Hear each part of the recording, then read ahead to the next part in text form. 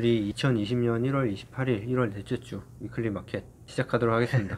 자, 오늘부터 이제 태희가 네, 전반적으로 전주를 좀 살펴보면 미중 무역전쟁 1차 합의 이후에 혹시 금융시장은 안정적으로 추세를 형성하면서 상승하는 모습을 보였으나 신종 코로나 바이러스로 인해서 불안감이 갑자기 증폭되면서 분위기가 좀 많이 반전됐습니다. 그리고 이게 또 이제 다른 국가로 전염이 좀 많이 되고 사상자가 증가하는 모습을 좀 보이면서 안전자산으로의 수급이 좀 확실히 이동하는 모습을 보였고요. 그에 따라서 리스크 오프 성향을 좀 보였습니다. 특히 이제 국내 주식시장을 좀 보면은 연휴 직전까지 좀 좋은 모습을 이어갔지만 중국에서 나온 이 코로나 바이러스 영향으로 직전에 조정을 좀 보였고요. 특히 이제 중국 소비주 관련된 면세, 화장품 이런 섹터에서의 하락이 좀 두드러지면서 상승 추세에 큰 이제 타격이 있었던 한 주라고 요약할 수 있겠습니다. 이런 또 성향을 따라서 원하는 약세를 보였습니다. FX 같은 경우에는 마찬가지의 영향으로 달러나 엔화와 같이 안전자산의 강세가 좀 두드러졌고요. 중국이나 어떤 경기에 좀 민감하게 움직일 수 있는 호주 달러나 뉴질랜드 달러는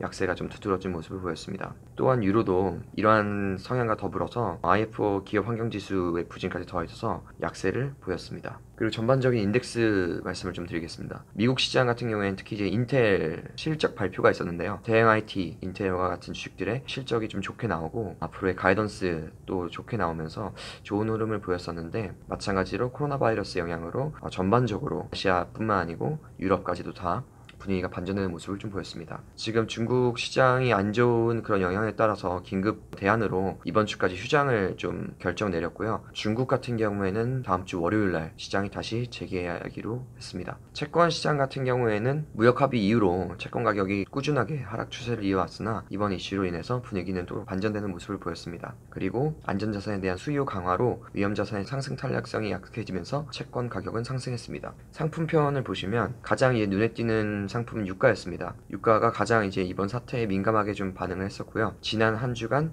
12% 정도 하락을 하면서 좀 가장 민감한 모습을 좀 보였습니다. 이는 작년 4월 고점 대비 20% 정도 하락한 가격으로 이번 영향으로 인해서 글로벌 경기가 많이 위축될 수도 있음을 우려해서 이런 결과가 나왔다고 볼 수 있습니다. 또 구리 가격도 경기가 위축될 것을 우려해서 지난 한 주간 약 8% 정도 하락하는 모습을 보였습니다. 지금 우선 지난주를 요약을 좀 해봤는데 우리가 명절을 지내는 동안 아주 큰 일들이 있었어. 네. 모든 사람들이 알 거야. 뉴스에서도 하도 이야기를 하고. 근데 이게 실질적으로 봤을 때 울고 싶은데 뺨 때린다는 이야기가 있잖아. 그렇죠.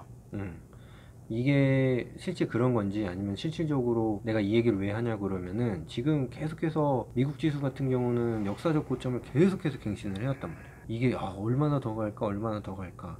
그럼 그거에 대해서는 분명히 기술적이라든지 반발 심리라든지 이런 게 있을 거거든. 그런 상황에서 이 얘기가 나왔냐 아니면은 이게 정말 심각한 거냐, 우리나라뿐만 아니라 글로벌 경기에 심각하게 영향을 줄 수 있는 요인이냐에 따라서 그 영향은 많이 다를 거야. 근데 내가 봤을 때는 만만치는 않을 것 같다. 이게 지금 가장 큰 리스크가 현상이 어느 정도인지 파악이 안 된다는 거. 그래서 이게 과연 모든 일은 어느 정도 고점을 찍고 다시 이제 안정세로 돌아서야 되는데 그게 언제가 될지 예상이 전혀 안 되는 상황이기 때문에 우리가 올 초에 미국이랑 이란이랑 한판 붙었을 때보다 훨씬 더 보수적으로 접근을 해야 될 필요가 있다 라는 생각은 좀 들어. 거기에다가 이번 주에 보면 미국 FOMC도 있고 여러 이제 지표들도 좀 있지.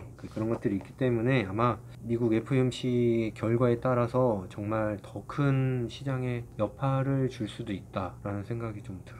그래, 그러면은 마지막으로 그거에 대해서 이야기를 한번 해볼까? 금주 코멘트?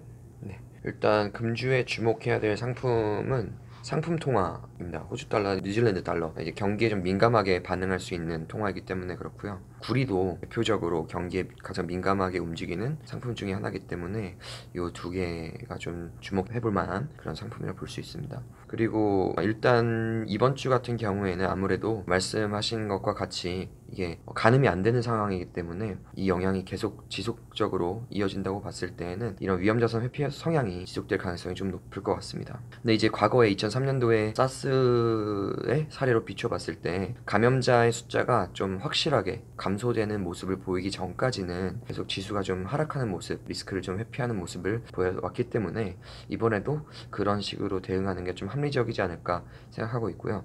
구체적으로 말씀드리면 S&P 같은 경우에는 고점 대비 한 10% 정도 조정을 받았던 사례로 좀 비추어 봤을 때 어제 종가로 고점 대비 한 5% 정도 조정을 받았거든요. 장중 고점 대비. 이렇게 보면은 추가 5% 정도는 또 하방을 열어두는 게 조금 리스크를 관리하기에는 좋은 방법이지 않을까 이렇게 생각하고 있습니다. 그 우리가 지난주에 얘기했던 거의 키포인트가 뭐였니? 좀 리스크의 폭. 리스크의 크기를 좀 네. 줄이고 가자. 왜? 연휴가 있었으니까 연휴를 앞두고 연휴. 항상 그런 모습을 보였었기 때문에 그래서 우리 방송을 보셨던 분이라면 아주 잘 대응을 했을 거라고 생각해. 그지? 대응을 잘 이 했죠, 얘기를 하고 실제로. 싶었던 네. 거야. 그리고 속된 말로 물타기라고 그러지. 밀렸을 때 조금씩 더 들어가고 하는 거는 떨어지는 칼을 잡는 거랑 똑같은 이야. 떨어지는 칼을 잡으면 어떻게 돼? 잘리죠. 손이 댕가. 지금은 그럴 수 있는 상황은 좀 아니다. 네. 그리고 우리가 아까 그걸 찍을 때 이야기를 했듯이 해치의 방법에 대해서 좀 고민을 해볼 필요가 있고, 전통적으로 봤을 때 이런 장에서는 펀드 매니저들은 교과서적으로 인덱스 숏을 많이 쳐. 그걸 할 수 있는 방법은 ETF가 있다. 그 외에 뭐 주식이나 이런 것이 없다 그러면은 나는 구리나 빠지긴 했는데 유가도 주의해서 볼 필요가 있어. 지금 상품 통화 자체도 약간 주요하게 볼 수 있기는 한데, 만약에 더 크게 움직인다 그러면은 불이나 유가가 더 크게 움직일 가능성이 더 크다. 특히 FOMC가 있는 수요일, 우리로 치면 수요일날 잠들었을 때잖아. 그죠. 목요일 밤 시작에 넘어가서 가는 목요일 새벽. 그때에 따라서 더 크게 움직일 가능성이 좀 있다. 그 정도로 이야기하고 이번 주는 마무리하면 될 것 같아. 오케이? 네. 그래, 건영아, 너 좀 한마디 해야 되는 거 아니니? 그게? 네. 전 좀 이번 사태로 많이 깨졌긴